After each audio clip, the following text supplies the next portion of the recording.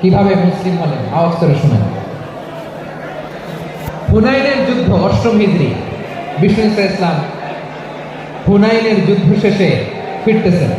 পথিমধ্যে বেলাল রাদিয়াল্লাহু তাআলা আনহু, এই যে আবার কথা, আই রে আল্লাহ রে, এখানে ধাক্কা থাকি কেন, চলে যাও, পেছনে যাও। ৮ম হিজরি, কত হিজরি সবাই বলেন না একটু, কত হিজরি? ৮ম হিজরিতে হুনাইনের যুদ্ধে রাসূল সাল্লাল্লাহু আলাইহি ওয়াসাল্লাম ফিরে আসতেছেন মদিনায়। পথিমধ্যে বেলাল রাদিয়াল্লাহু তাআলা আনহু আযান দিচ্ছেন। কি দিচ্ছেন? তো পাশে ছিল মুশরিকদের একটা পল্লী, কিছু মুশরিক তরুণ, কিছু অমুসলিম কিশোর, তারা আযানকে ব্যঙ্গ করতেছে, আমাদের বাংলায় মুখ ভাঙানো বলে আর কি। বেলাল রাদিয়াল্লাহু তাআলা আনহু আযান দিচ্ছেন, ওই বাচ্চাগুলো মুশরিক, তো ওরা আযানকে ব্যঙ্গ করতেছে, বিকৃতি করে ওরাও আযান দিচ্ছে। উদ্দেশ্য হচ্ছে আযানকে নিয়ে ঠাট্টা করা। উদ্দেশ্য কি? ঠাট্টা করা। ব্যাপারটা মনে কষ্ট পাওয়ার মতো ব্যাপার না? কিন্তু বিশ্বনবী ওইখানে দেখেন কি খুঁজলেন। বিশ্বনবী খেয়াল করলেন অমুসলিম কিশোরদের মধ্যে থেকে একটা কিশোরের গলাটা বড় দরাজ গলা, কণ্ঠটা বড় সুন্দর।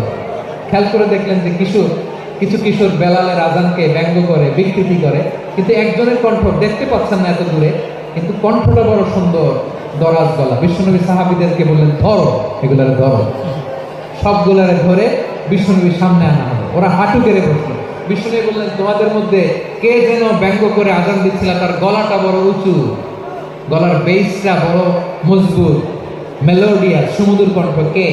আবু মাহজুরা বলে, আমার বন্ধুরা সবাই আমার দিকে আঙ্গুল দেখায়, আমি পড়ে গেছি বিপদে।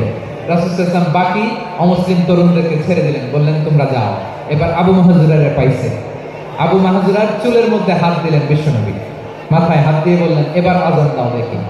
আবু মাহজুরা বলে, আমি তো আযান দিতে জানি না, কারণ আমি তো বেলালেরটা শুইনা দিছি, আমার তো মুখস্থ নাই, আমি তো আযান দিতে জানি না। বিষ্ণু বললেন, জানো না? তাহলে আসো, আমি তোমারে শিখাই দিই। সুবহানাল্লাহ বলো।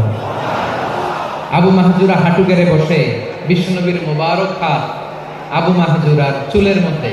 বিশ্বনবী আযানের মুআল্লিম আবু মাহজুরাকে বলতেছে, ঠিক আছে তোমারে শিখাই দিচ্ছি, আমি যা যা বলবো আমার সাথে সাথে বলো, পারবা? আবু মাহজুরা বলে, পারবো। বিশ্বনবী আযান দিচ্ছেন, মাথায় হাত দিয়ে আল্লাহু আকবার, আল্লাহু